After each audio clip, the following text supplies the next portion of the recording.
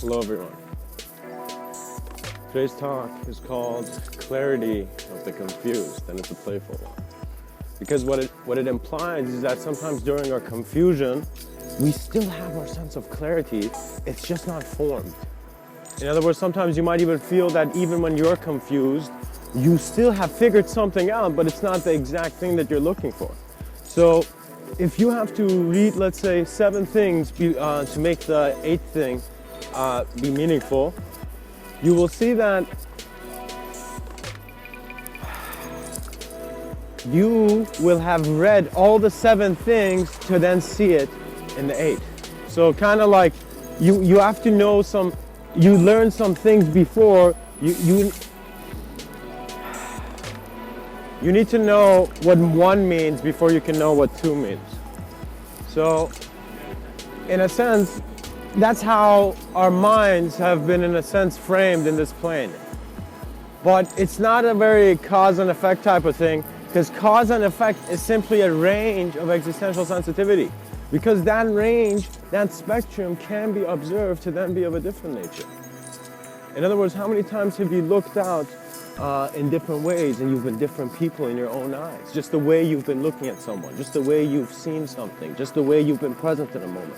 All these are significant because your confusion is still a movement, and so is your clarity at times. Because at times clarity is getting rid of the forms that don't make sense. And confusion is adding more forms that don't make sense.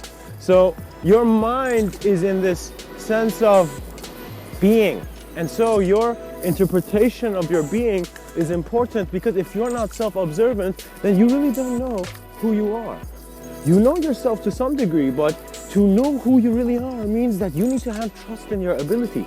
And how much trust in your ability do you have, let's say, when an emergency happens? When suddenly you need to act, when suddenly your greatest ambition calls you and you need to run, right? It's not that you should not have thinking at all.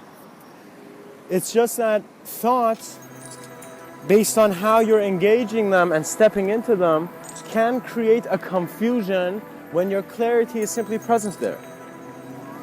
So presence really becomes a formless thing when we're seeking clarity. Because if presence is formed, then you are present in a certain way. So still it is elusive. So it is how we are acknowledging or thinking about our personalities that is even giving us a significance to search beyond the personality. Because existential understanding cannot remain confused too long. You as a being cannot, because you go through change. And so as aspects of you change, you begin to find yourself in the trust that makes madness move. So you envision how you are, and then through simple movement become its most complex expression. So you think about reality, and if it's still not real, you see that you're still thinking about it. So it's not thought that is going to help you. It is not this methodology of approach. Not that rational approach is wrong, it's just that we haven't explored the irrational, because we're kind of calling it irrational. What part of existence calls another aspect of existence less in value in existence, you know? So it is our sense of choice in how we choose to express ourselves that really suggests how free we can be in our reality. So if you don't trust, let's say, your room, you won't move in that room. If you don't have trust, if you don't have a sense of comfort with the existence of the audience, you will not speak to them, because they are not real for you, and so you will see that you're silent. Sometimes you are not even real for yourself, because you don't know yourself, because your attention is on certain experiences that are keeping you in certain ideologies. It is like a cage. And so when you're in a cage, you're always looking out of it if you're aware.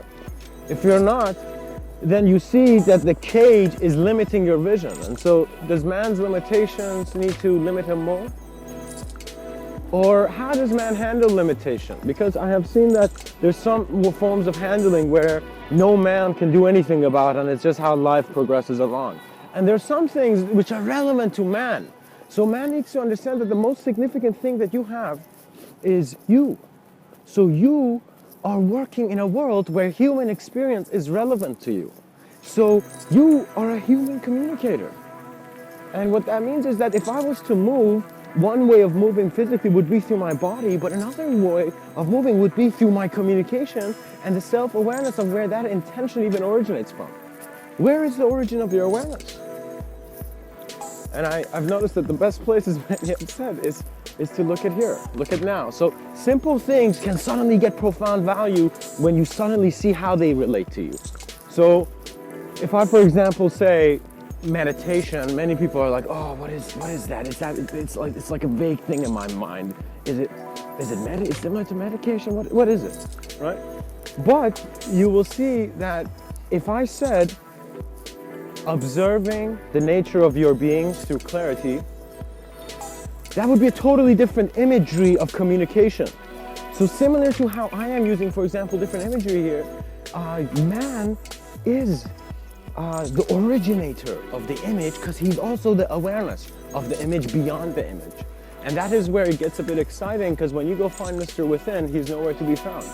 So you see that the same approach that you have cannot be approached in the same way. So when your approach cannot be approached in the same way, that is where your mind expands in regards to cognition and into the awareness of how you're even cognizing things. You need to realize that nature will develop you. It is developing you. Because when I looked at a tree, it's growing. When I looked at myself, I'm growing too. So it's simply my awareness of what I am that gives me the greatest ability of what I can be. Because if you are, then how are you not?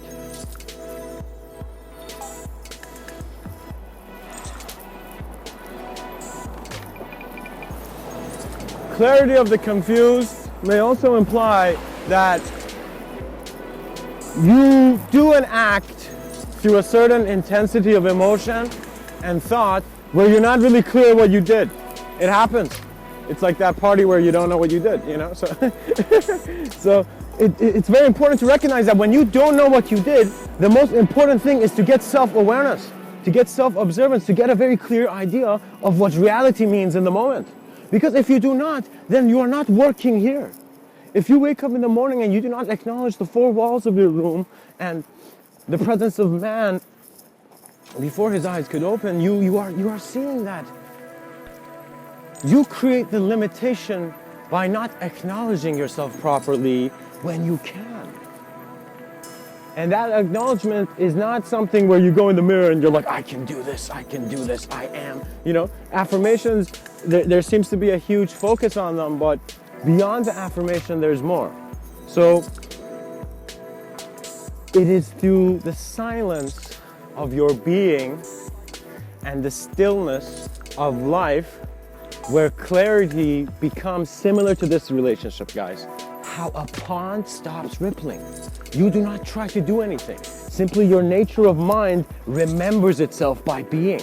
By you being aware of how you are existing is very crucial because it dissolves the segmentation of space and time. Your associations go, and in a sense, direct experience has just marched into the room, and so everyone's attention is on direct experience.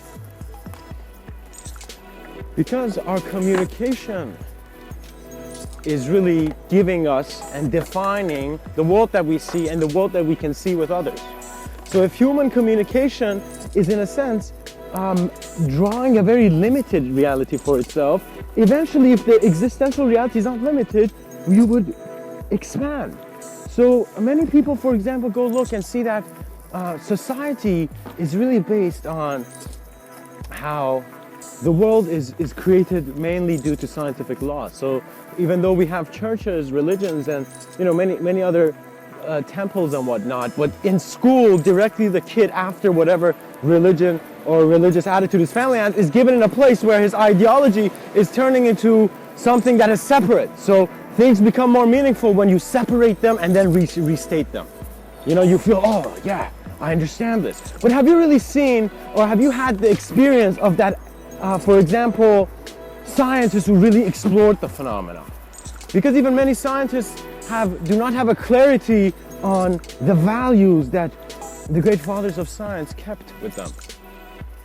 What they carried was great. because it was the greatness of man's vision. It was the expansion into the unknown.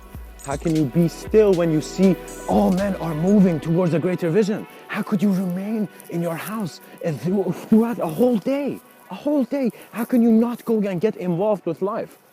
You must trust life, you must trust your communication, and you must trust your moment, because it is the trust in the moment that has made every great leader speak his words. Because if you do not have trust in how you are being kept alive, how can you have trust in how you will be kept alive? How will you even have proximity to that awareness? You require a direct experience, and when you seek a direct experience, you can't find it because you are eluding yourself with a sense of self that is really convinced that it is what it is. But you are growing. There's an infinity to your movement, and so there's no limitation that needs to be there when you are the roar of 10,000 lions. When you really see the ability you have into emanating who you are in the presence of all man, but in the presence of existence. So we think that the most interesting audience of the present moment is man, is other men or other things. But in a sense, the most interesting observer of any reality was the whole reality. Because how could you fully feel that you have observed something if you have not observed a part of it? How would you feel if I tell you that I just saw the picture of the Mona Lisa on Google and I didn't go to the Louvre and see it in actuality? Like, it's a totally different intensity and range of what is real for me. So we do not want to think that we are thinking incapably, because that is a nullness, that is a sense of limbo for man. You must not think that you're thinking wrong or thinking right. You must be aware of how thought is present. Do not think. There's no such thing as thinking. Be aware of how thought is present. Be aware of how form is present. Because in that intensity, in that sensitivity, in that one turn, again to see if someone was calling you, you suddenly see, yes, they were, and you hear it. And so your intuition becomes extremely clear, because it's as if they've been communications where you've been ignoring, but once you're aware of your nature of being, they cannot be ignored. You know it, and you know thyself.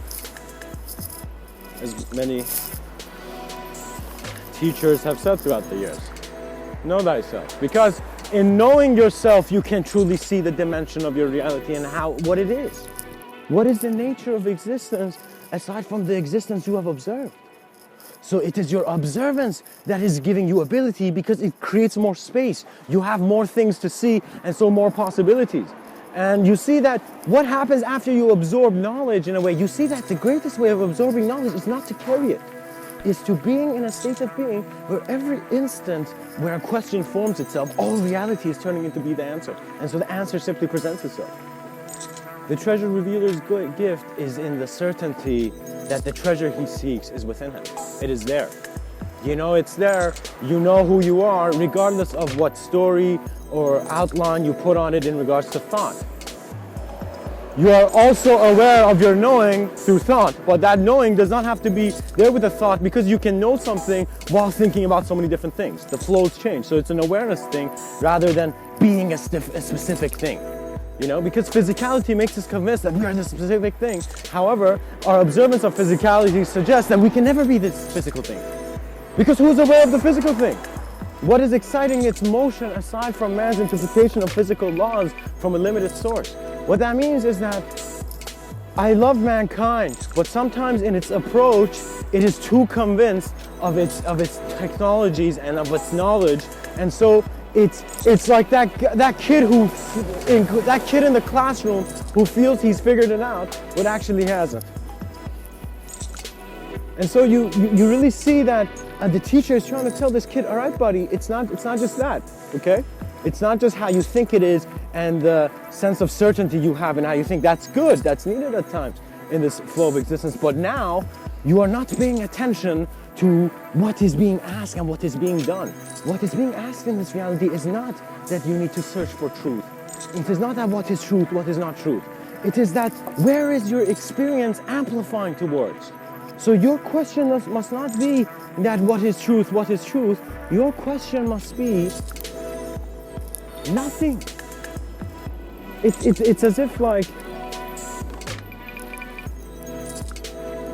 truth becomes less significant when direct experience becomes significant. Because the way we seek truth before is one through ideology images. We want to receive in the same way we have, so we expect others to say a different answer, and we know they won't because we're not allowing ourselves to receive it in that way.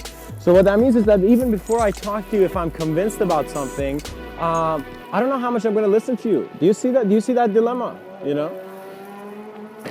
So if your attention is not on the present moment, then you are presented in a state of consideration where part of you knows it's not accurately what's here. So the opening to multidimensionality is really the awareness you get when you see the clarity in your confusion.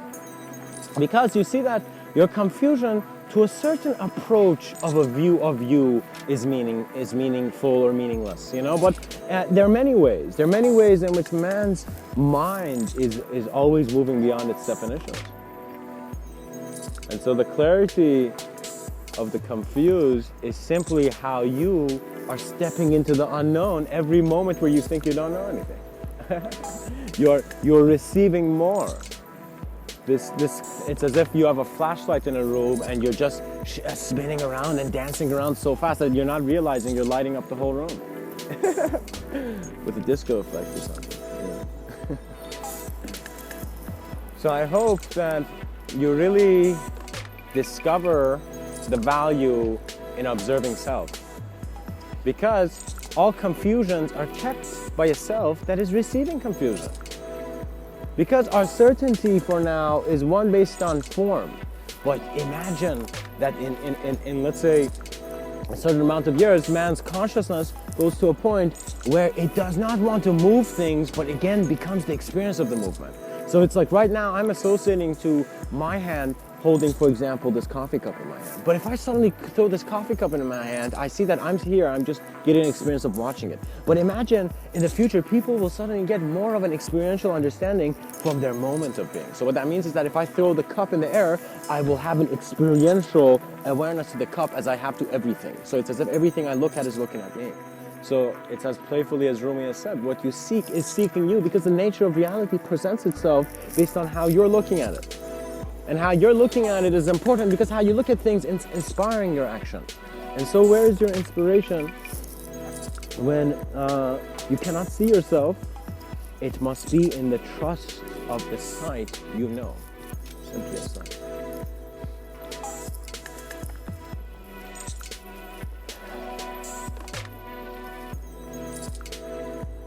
You are always present within a clear knowing.